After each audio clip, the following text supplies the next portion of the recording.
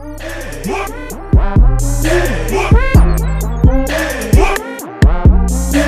10 years, I got married young. I was 21, barely, like 3 days, 21.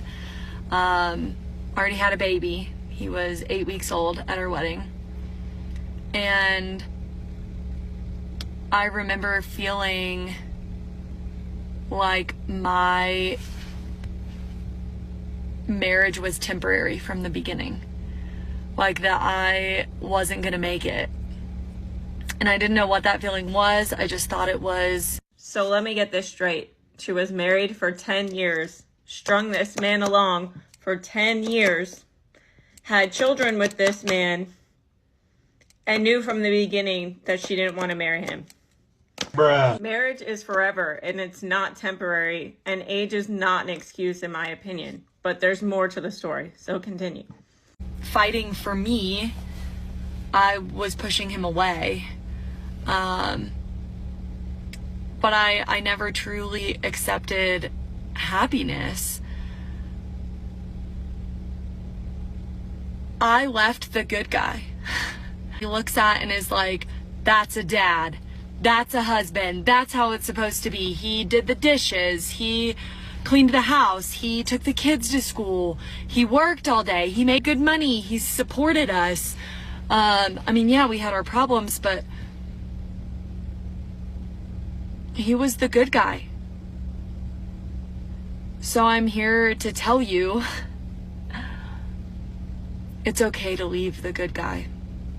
And she says something about finding happiness and not being happy, but she doesn't realize is that a man isn't the one that's going to make you happy. You have to make yourself happy. So she should have done a lot of self-work within the relationship, because you can be in a relationship while simultaneously working on yourself. And because she got married at 21, I'm sure she missed out on her hoe phase, and now she's going to be 31 as a single mom out having fun because she missed out on it, as if that's going to be acceptable going into her 40s. And basically she goes on to say how a guy can be a good guy but not the right guy. But here's my thought process. Okay, first of all, you knew that from the beginning and you're not upfront, or did you communicate that? You wasted 10 years of this man's life where he could have gone out and found someone who appreciated him. But additionally, now it's 10 years later. If she was 21, she's 31 now. So now she's a single mom at 31. And she's about to go on the dating scene, and she thinks that's going to be better and that there's good guys still left out there. But this is also what I talk about on this page about these women. They ruin the good guys because now this man is going to go get his heart broken and never be the same ever again, all because she knew from the beginning and couldn't be upfront about it.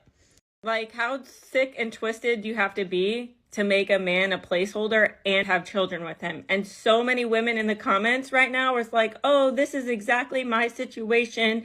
I've been married for 11 years and he's such a good guy, and but he's not for me. Y'all need to stop listening to shitty advice on the internet like that and go into therapy and fight for your marriages and fight for the good men that are out there, because I can promise you that the dating scene is not any better.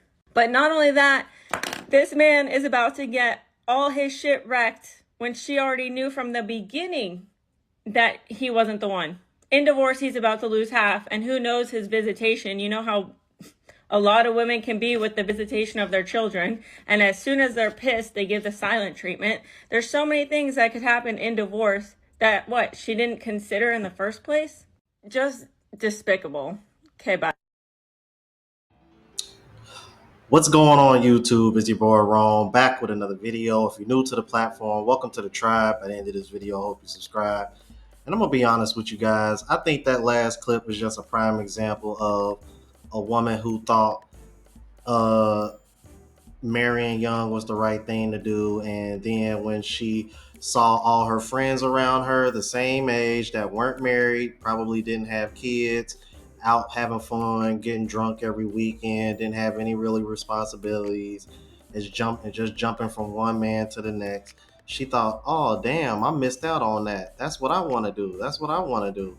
And then here you are 10 years later, 31, with a child. Now you're a single mom, and now you're going to have an even harder time finding the same caliber of man that you just divorced.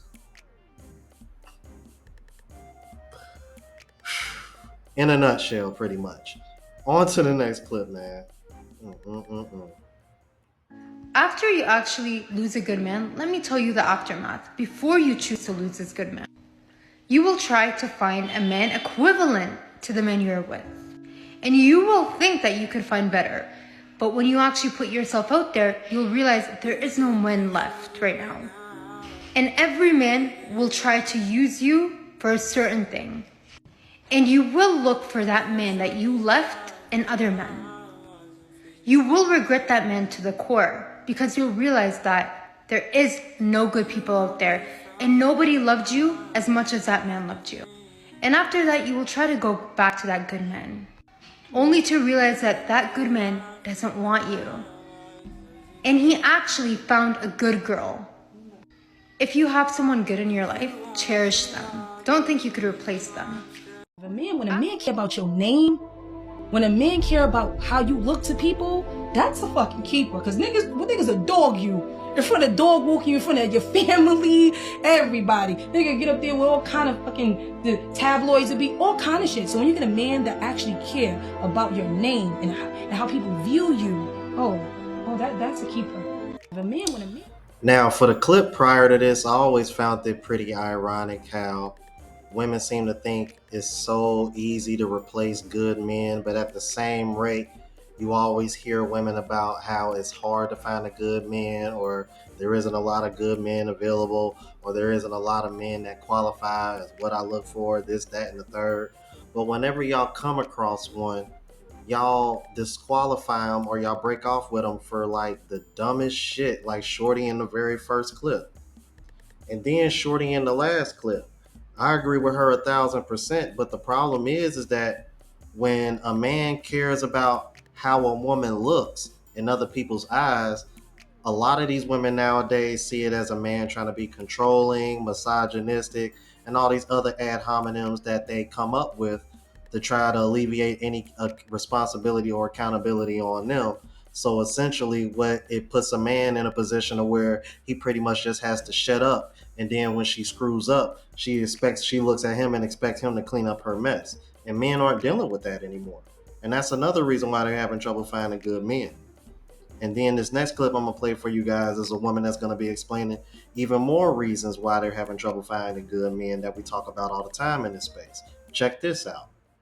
You know why so many good men and women are lonely, single, and struggling to find relationship in 2023? Good women want the old-fashioned 1990s loving relationships where the man is confident to initiate and lead and isn't afraid of your power. But the time has changed and doesn't allow men to be men. And the blame is on women. Me Too, toxic masculinity, DM me, like me, all these movements started by women, and we blame men for not approaching us in real life. You know why so much? See, and this is what happens when you give women all the leverage in the dating market. Because I think this is one of the reasons why all the things that she named off exist, is because what you're seeing is more women trying to get more power in relationships and dating. But what women fail to realize is that it's kind of self-sabotage in a way, because most women want a man that's a leader, that takes control and power in a relationship, because that's just what you're naturally attracted to. And I said this in a video like a few videos ago. Women who know that they can manipulate and walk over a man, essentially y'all lose desire and respect for that man.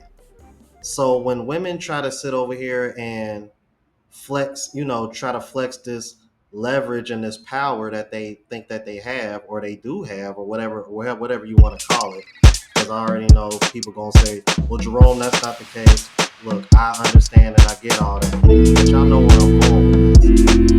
At the end of the day, it's self-sabotage, because women are naturally not attracted to that. And essentially, you're just gonna